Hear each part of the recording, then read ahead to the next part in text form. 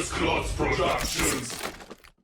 When most people think of Sonic's sidekick Tails, they picture a cheerful little fox who can fly, fix machines, and occasionally get kidnapped so Sonic has something to rescue between chili dogs. What they don't picture is Tails starring in not one, but two Game Gear games where Sonic is nowhere in sight. Tails Skypatrol, developed by Japan System House, took off in April 1995, with Tails Adventure, developed by Aspect, landing just a few months later in September. Skypatrol was originally a Japanese exclusive. Eventually, though, it did escape Japan through various compilations. Both were included in Sonic Adventure DX and Sonic Gems collection for GameCube, and most recently they popped up once more in Sonic Origins Plus. That's more love than Knuckles Chaotix has seen in nearly 30 years, which frankly feels a bit unfair to Knuckles, but here we are. In 2013 I actually gave Skypatrol a proper shot on my abandoned German channel and hated it. Absolutely despised it. Ich hab den Checkpoint nicht gekriegt. Nee, Scheiße. Ja, Pech gehabt. Fuck. Ich hasse dieses scheiß Teil. Leck mich doch, ey. But now, over a decade later, I'm finally going to play both games from start to finish. Tails finally gets the double feature he deserves, 2 games tackled in one video. I'm in Sweden visiting my dad, where my Sonic journey once began many moons ago. Join me as I find out what Skypatrol and Adventure are really like, for better or for worse.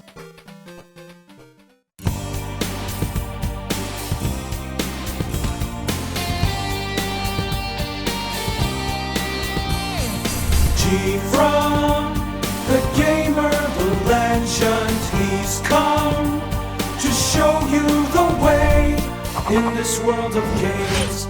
GFrom Reviews. In Tails Skypatrol, there's technically a plot, though plot might be giving it too much credit. The evil witch cart has invaded an island and is turning its inhabitants into crystal statues. Inspiration for Nasty Nork? Tails decides to stop her, which involves chasing her and her oddball henchmen across 5 stages of mid-air gauntlets. This game is a strange little detour in Sonic history. Instead of loops and springs, Tails is stuck in constant forward flight, with no hovering and no landing. You guide him up and down, slow with left, speed up with right. Touch a wall, floor, or most hazards and you explode on the spot. Enemies just knock you downward, giving you a brief chance to recover before you crash. Unless you hit the surface, which is game over anyway. Adding pressure is a stamina meter that constantly drains, refilled only by collecting mint candies. Miss too many and you'll stall and spiral helplessly to the ground, sometimes knowing you're doomed a good 5 seconds before impact. Tails isn't defenseless. He's always holding a large golden ring that works as both a weapon and multi-tool. You can throw it to attack or break obstacles, but also latch onto balloons, rails, spinning poles, a whole collection of contraptions that give the game a puzzle-like rhythm. The controls are kinda floaty with the delayed rises and drifty drops, meaning survival is more about anticipation than reflexes. Collision detection is inconsistent. Sometimes you clip something and live, sometimes you swear you had clearance and die instantly. You have unlimited continues and running out of lives doesn't send you back to the start. You simply restart at the beginning of the same stage. There are mid-level checkpoints marked by bells, so you will not always have to redo the whole thing in one go. Although you can actually fly past the checkpoint without hitting it, which is its own brand of frustration. Combined with the short stage length, this means repeat attempts will make you better. You memorize where the candies are, where hazards appear, and how to handle each gimmick without hesitation. The game's 5 main levels are short but dense. The first stage is the training area, a cheerful tropical landscape with palm trees and bright green hills. This is supposed to be the tutorial, but there are no instructions and no enemies, so all your early deaths are purely self-inflicted as you wrestle with Tails' constant forward motion and that oversized golden ring. This is less a tutorial and more an unceremonious welcome how fragile you are. Like, what the hell was that? Stage 2 is Rail Canyon, a rocky pine forest intersected by random railway tracks. Tails finally encounters real enemies here, from projectile pinching turtles to balloons that either knock you out of the air or give you a free ride if you snatch the leftovers. The floor alternates between squeezing through narrow gaps and latching onto moving devices, so expect plenty of sudden face plants against canyon walls. And then there are those yellow things. Timing them is easy once you figure it out, but I still failed more times than I'd like to admit. There's even a tiny maze for anyone who enjoys mild, pointless confusion. The scenery is nice, but you'll be too busy dodging death to enjoy it. Stage 3, Ruinwood, sends Tails into a cave system buried in a massive forest, before emerging into ancient ruins. is. It has a haunted mineshaft vibe, complete with rickety minecarts and questionable safety standards. Skeleton-like creatures spring from the ground to throw bones at you, while infuriating capture berries latch onto Tails' ring and freeze you mid-flight.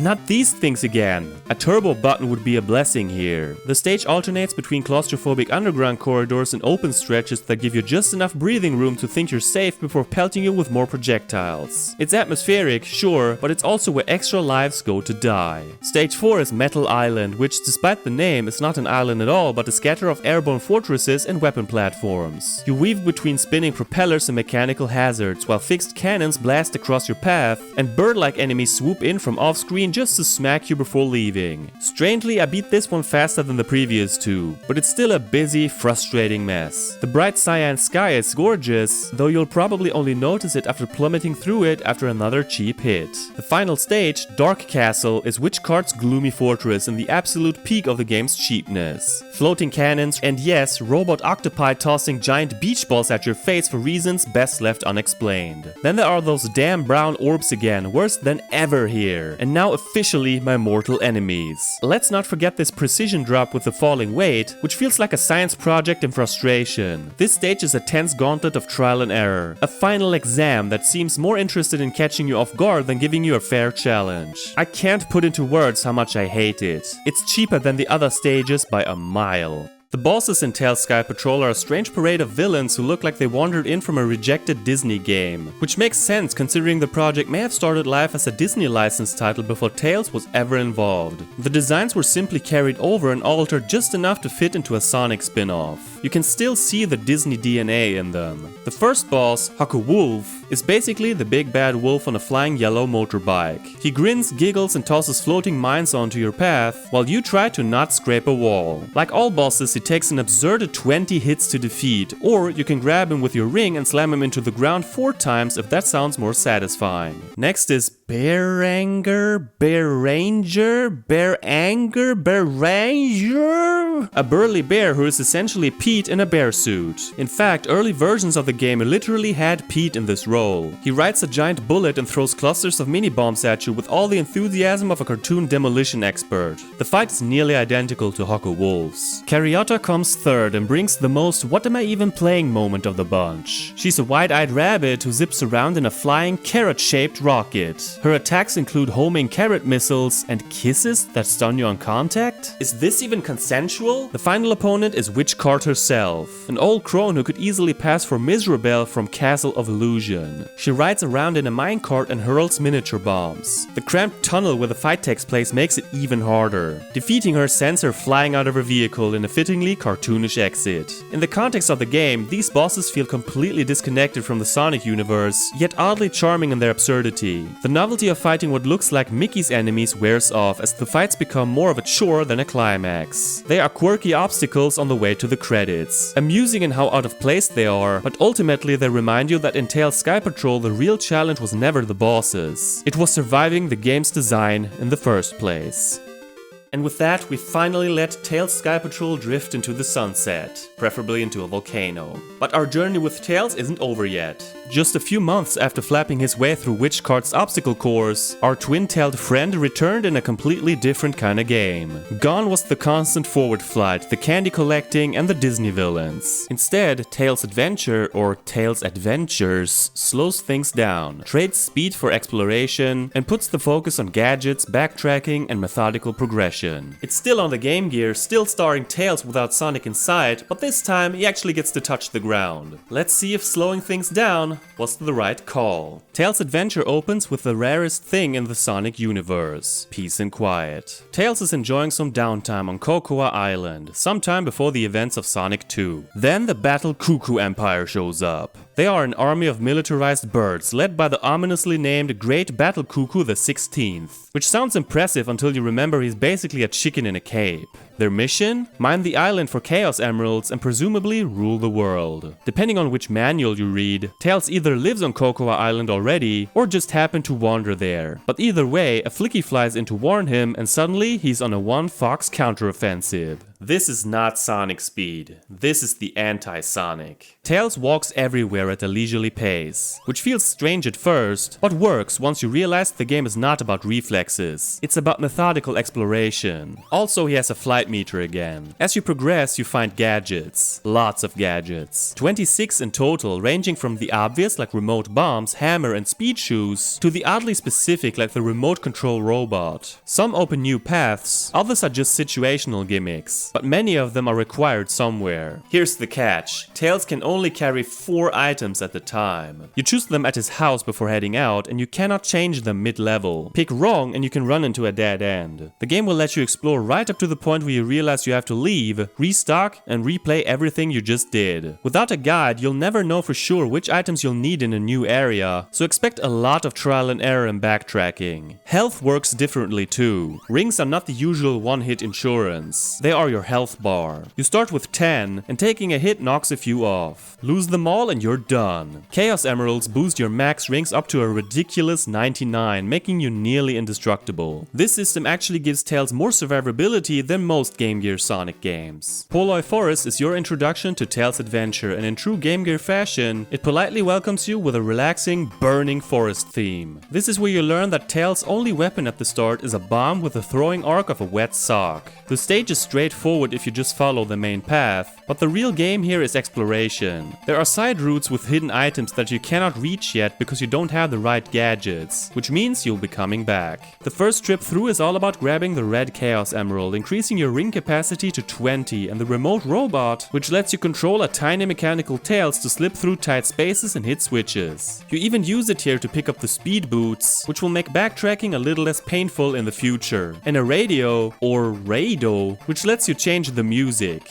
Apparently, Portable Warfare needs a fitting soundtrack. The stage ends with a boss fight against the Bird Watcher. This is as basic as boss fights get. You just chuck him with bombs until he stops moving. Nice introduction. Volcanic Tunnel is a cramped, winding network of tunnels broken up by pools of lava. You pick up 2 gadgets, the hammer and enemy whacker, and the remote bomb, which lets you detonate explosives at will. Great tools, but here's where I learned 2 very important lessons about this game. First, if you die, you go all the way back to Tails' house. No checkpoints, no mid-level respawns. Second, you have to return home anyway to equip new items if your 4 slots are already full. The green Chaos Emerald boosts your maximum ring count to 30. There's no boss here, the real fight's against the level's patience-draining structure. But the combination of lava, slow movement, and the back and forth to Tails' house makes this the point where the game stops pretending it's going to play nice. Poly Mountain 1 is a mix of narrow ledges and vertical climbs. This place is loaded with loot. The helmet, which protects you from taking damage, Knuckles, which lets you punch like an echidna, and the Super Glove, which lets you pick up large objects. The enemies are some of the most obnoxious in the game. The helmet birds who run back and forth lobbing bombs. They're everywhere. On platforms in narrow corridors, right above critical jumps. If you're lucky, you can pick them off before they start their little patrol routine. But more often than not, you're dodging bombs while desperately trying to get a clean shot in. At the end, you fight Battle Cuckoo the 16th, the crown prince of the Battle Cuckoo Empire. For some reason, Tails has an infinite flight gauge here, and you'll need it because the 2 of you dart through the mountain's upper limits in the fast-paced aerial pursuit. Battle Cuckoo the 16th, or Speedy, periodically performs corkscrew dive bombs from above, forcing you to keep moving to avoid getting nailed. There's no way to actually damage him. Much like the Eggmobile encounter in Sonic the Hedgehog, victory is just about surviving to the end. Make it to the very top and he drops the pink Chaos Emerald before flying back towards the Battle Fortress in defeat. Between the constant bombardment, the claustrophobic layout, and the sheer number of enemies designed to waste your time, this stage was a slog from start to finish. After the stage, we cut back to Tails' house for a little surprise. That tiny robot you rescued earlier finally gets some character development, or rather, mechanical development, as it transforms into the Sea Fox, which was first introduced in Sonic Triple Trouble. It's your personal submarine for all upcoming underwater missions. Lake Rocky is where Tails' adventure decides to shake things up by throwing you into your your brand new toy, the Sea Fox Submarine. It has infinite ammo, 4 decided item slots, and the kind of steady pacing that lets you take your time. At least until the screen fills with enemies and projectiles. The stage itself is a series of winding underwater tunnels. Unfortunately, most of the branching paths here are blocked by obstacles you can't deal with yet, so all you can really do is head straight for the exit to Cavern Island. It's a very brief visit, more of a teaser for the Sea Fox's potential, but it does the job of setting up the underwater missions to come. Cavern Island takes the slow pace of Tails' adventure and somehow slows it even further. A large portion of this rather short stage is an underwater maze that Tails has to navigate on foot. Along the way you pick up several new gadgets. The mine for the Sea Fox lets you drop explosives that explode on impact. The napalm bomb is a powerful new ground weapon for Tails that deals big damage and lets you access previously unreachable areas. Eventually you reach the boss, Mecha Golem. This is where my patience officially ran out. It's a big battlesuit with a nasty extendable arm and falling bomb shenanigans. First you bomb the head until the faceplate pops off, then you keep bombing to finish it after the pilot is exposed. The game gives minimal feedback here, which is why this fight drove me up the wall. I kept retrying, wondering if anything was counting, and every failure meant replaying the maze again. Torture is the word. Defeating the boss finally rewards you with the anti-air missile for the Sea Fox, which lets you shoot down airborne enemies. It's a good price, but it came at the cost of my sanity. Lake Rocky Take 2 is where the Sea Fox finally gets to show off. Now armed with the anti-air missile, you head up and face the Cuckoo Cruiser, a hulking anti-submarine ship flanked by 2 oil drum throwing crewmates perched on top. The missiles hit without fuss and the boss goes down before you're even halfway dry. Quick, clean, and anger-free.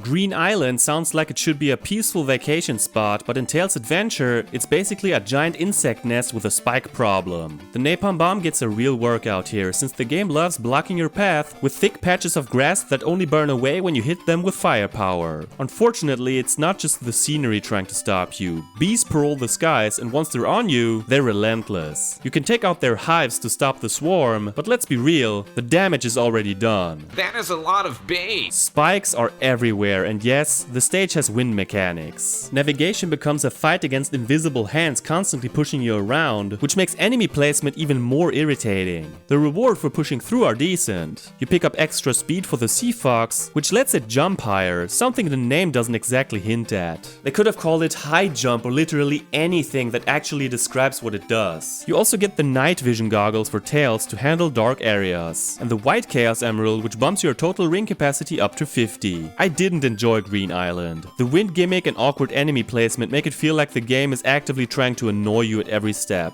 By the time I made it to the exit, I was ready to book the next flight off the island. On your third visit to Lake Rocky, you're heading for yet a different exit. Mines are scattered along the way, but not in overwhelming numbers, just enough to make you stay alert. What follows is a short, focused Sea Fox challenge on Lake Crystal. You ride the sub upriver near the surface, hopping through shallow water while logs float downstream, and flying bombers take pot shots from above. On paper, it should be a welcome change of pace, a lighter, breezier stage after the heavier ground-based levels. But then you hit the waterfall climb. With extra speed equipped, you charge, then jump to clear it. No extra speed, no chance. The timing is picky, which is why it can feel like bashing your head against a wall until the jump finally sticks. This was the only time in the entire game where I got completely stuck.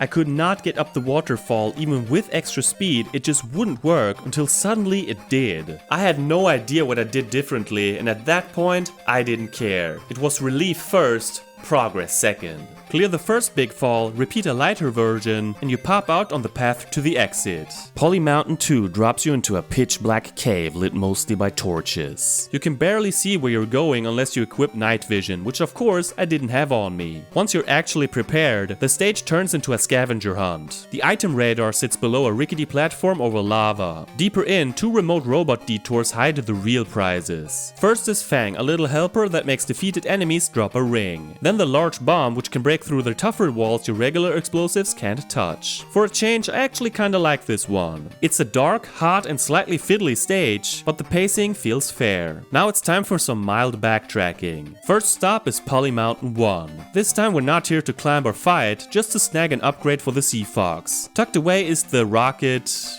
booter? Pretty sure that's supposed to say booster, unless the Sea Fox has suddenly decided it needs fashionable footwear. Whatever the typo, it's a quick grab. Pick it up, turn around, and head straight back out. Next on the backtracking circuit is Poloi Forest. We're here for the Spark upgrade for the Sea Fox. It lets the Sea Fox fire an electric attack underwater, which is great for frying enemies. More importantly, you also open up a previously blocked exit and push straight into a brand new stage. Karen Forest looks peaceful enough at first. This part of the woods hasn't gone up in flames yet, but that just means it's prime real estate for hurling napalm bombs around like a complete maniac. The stage has a nasty little wind gimmick that stops you from flying to certain areas, so instead you're stuck climbing your way up. And here's the kicker, you can actually fall out of the stage. Completely ridiculous. One wrong step and you're booted right back to the start. How would you even know that's possible before it happens? The prize pool here is great if you can survive long enough to grab everything. You pick up the blue Chaos Emerald, Sonic, basically the spin dash, the Proton Torpedo, which is another heavy hitter for the sub, and the triple bomb. How many goddamn bombs do we need? The challenge isn't the enemy so much as just figuring out how to reach these items without plummeting into the void. Still, for all its cheap tricks, I didn't really mind this one too much. Oh, I fell off again? You gotta be kidding me. One last stop on the backtracking tour, Volcanic Tunnel. This time a new path opens up, leading to a fresh segment that ends with yet another boss fight. And just like the first Mecha Golem, this one absolutely blows. It's missing the arms, but makes up for it by spraying bullets everywhere. Once again, I had no idea if what I was doing was effective. Just kept lobbing attacks, dodging when I could, and hoping for the best.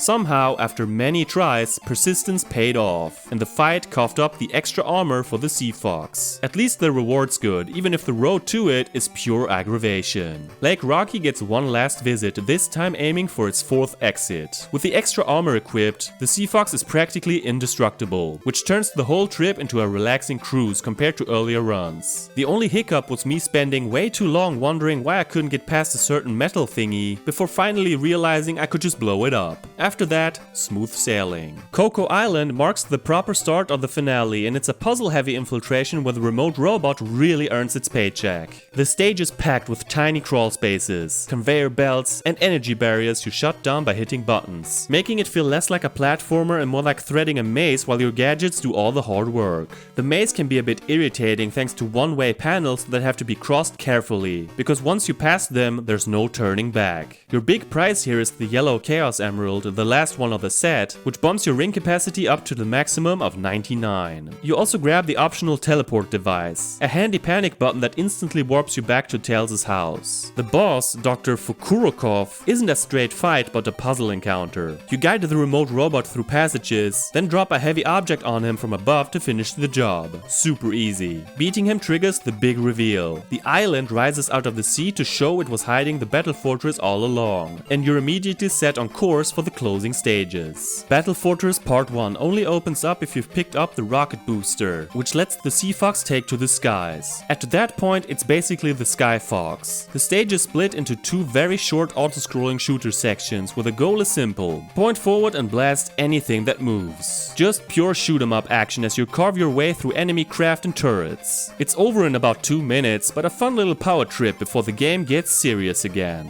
Battle Fortress Part 2 wastes no time tossing you the final item of the game, the wrench, which can change the direction of conveyor belts, something I'm only learning now. Great. So all those times I fought against them like an idiot, completely unnecessary. Woohoo. And because the game is feeling extra spicy at this point, if you die here, you have to replay Part 1 from scratch. The dreaded one-way panels also make a comeback, just to remind you that joy is temporary. At the end waits another round with Battle Kugu the 16th, now packing blue energy balls for that slightly more dangerous but still mostly predictable flavor. His flight pattern is easy enough to read, but finding a safe window to actually hit him is another story. Then comes his dad, the final boss, Great Battle Cuckoo. It's a bomb-tossing standoff where you chuck explosives back and forth like 2 stubborn kids refusing to take the trash out. He's actually easier than his son, provided you don't let him grab you. Die and you're booted all the way back to Tails' house for another miserable commute. Still, for all the cheap tricks, I think it's a worthy final stage. It's tense and gives you 2 proper boss fights to close things out. Tails returns home and does what he does best: build stuff. No grand victory speech, no parade, just the little fox tinkering away in his workshop like nothing happened. It's actually kinda cute when the robot he's working on immediately explodes in his face. You'll do better next time, buddy. Preferably without turning your inventions into improvised fireworks.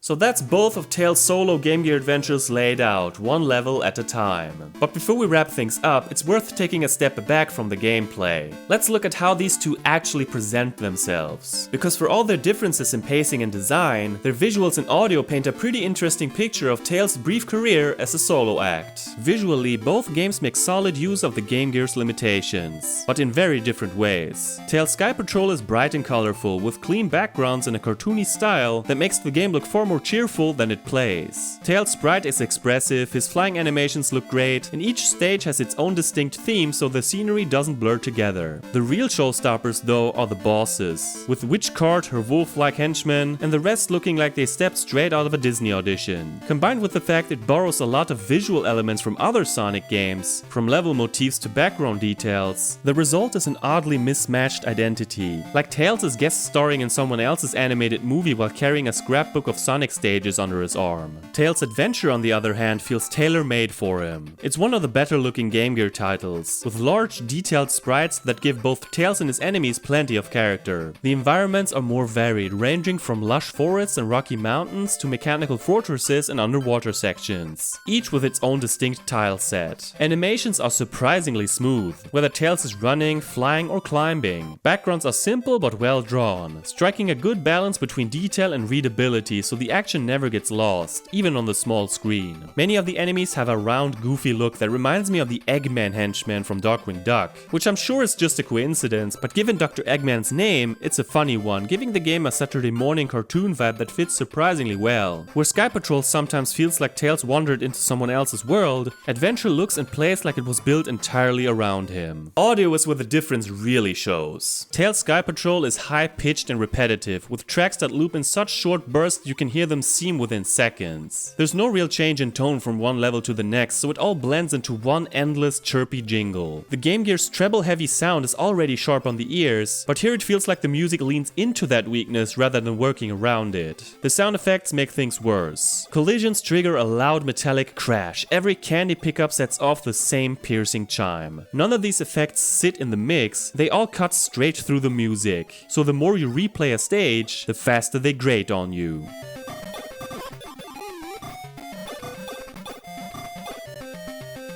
Tails' Adventure still has its share of sharp, piercing tones, but it's far more listenable. The slower, more relaxed tracks work especially well, with Green Island being genuinely pleasant, and a few other mellow themes that were enjoyable even on repeat.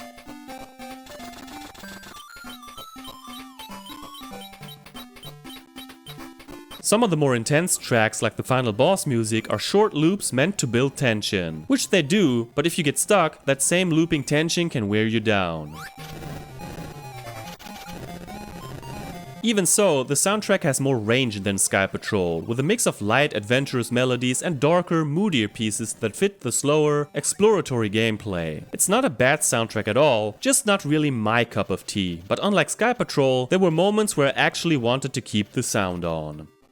Let's wrap this double feature up. When it comes down to it, Tails' Skypatrol and Tails' Adventure could not be more different, even though they share the same star, the same hardware, and the same release year. Skypatrol is short, twitchy, and relentlessly punishing, like an arcade game that accidentally wandered into the wrong console library and then refused to leave. It's built entirely around one gimmick: constant forward flight. That focus gives it a unique identity, but it also means the entire experience lives or dies on your patience for memorizing hazards, dodging cheap hits, bullshit deaths, and enduring the kind of ear-piercing audio that makes you grateful the Game Gear had a volume slider. The controls are serviceable, but the instant death collision system combined with the ever-draining stamina meter turns every stage into a stressful endurance test. I can understand the appeal as a curiosity or a self-composed challenge run, the kind of thing you play to say you have beaten it, but as an actual fun, replayable experience? Not for me. I'm aware that more practice would make me better, but the game does not give me any reason to put in the effort. I did not not have fun here. Adventure, on the other hand, takes the complete opposite approach. It's slow, methodical, and sprawling, built less like a Sonic spin-off and more like a portable Metroidvania light. Instead of testing your twitch reflexes, it tests your patience and problem-solving skills, sending you on a gadget-collecting scavenger hunt that spans the entire island. On paper, that is deeper and more rewarding, with multiple paths to explore, a giant inventory of tools, and the freedom to backtrack and uncover secrets at your own pace. In practice, the constant item swapping, frequent backtracking, and occasional brick wall moments can make it feel like you're working through a tedious to-do list instead of going on an adventure. The game buries itself under its own weight. There are simply too many items, some of which I never even used, and the game never explains what most of them do. You're expected to figure it out on your own, usually after tracking back to Tails' house just to swap them in and out of your tiny inventory. It also uses a password system instead of a save feature, which is fine for the mid-90s, but clunky today. At least you can continue immediately without putting in a password. They are only for when you turn the game off and on, but that still means writing down and re-entering long codes every time you want to resume your adventure. It all adds up to a game that constantly interrupts its own flow. But when it clicks, when you have packed the right gear, find a clever shortcut or pull off a smooth run through a tricky area, it's easily the more satisfying of the two. The pacing suits Tails well. The world feels tailor-made for him instead of like a recycled project with his sprite dropped in. And the presentation, both visually and audibly, holds together in a way Skypatrol never quite manages. In my ranking of the Sonic games I've reviewed so far, Tails Adventure lands right between the two Sonic Spinball games. Tails Skypatrol, meanwhile, sinks straight to the bottom. Yes, below Sonic 2 on Game Gear. I would rather deal with the spike-laden screen crunch nightmare that is Game Gear Sonic 2 than subject myself to another round of Skypatrol. That's how far it falls. Neither game is some hidden gem waiting to be rediscovered, but if you're curious about Tails' solo outings, Adventure is the one I'd actually recommend. It may be slow, sometimes frustrating and allergic to streamlined design, but it at least feels like an earnest attempt at giving Tails his own space. Skypatrol, on the other hand, is more of an historical oddity, something you try once out of curiosity or to tick off the "I have played everything Sonic" box, and then quietly retire forever. It offers no real sense of reward, just the knowledge that you've memorized another sequence of traps. Playing them back to back really highlights how wildly a spin-off can swing depending on the design philosophy behind it. One game gives you room to explore and experiment, the other gives you no room at all, sometimes literally, with ceilings and walls always ready to end your run. If nothing else, these two games prove that even when Sonic is nowhere to be found, Tails still manages to land himself in plenty of trouble. It's just up to you whether you want that trouble in short, high-stress bursts or in slow, drawn-out burns. Hey everyone, this is GFrom. Thank you so much for watching episode 11 of season 5. Feel free to rate, comment, subscribe and follow me on social media. You can also support me on Patreon or become a YouTube member if you like. I'll see you later. Have a nice day.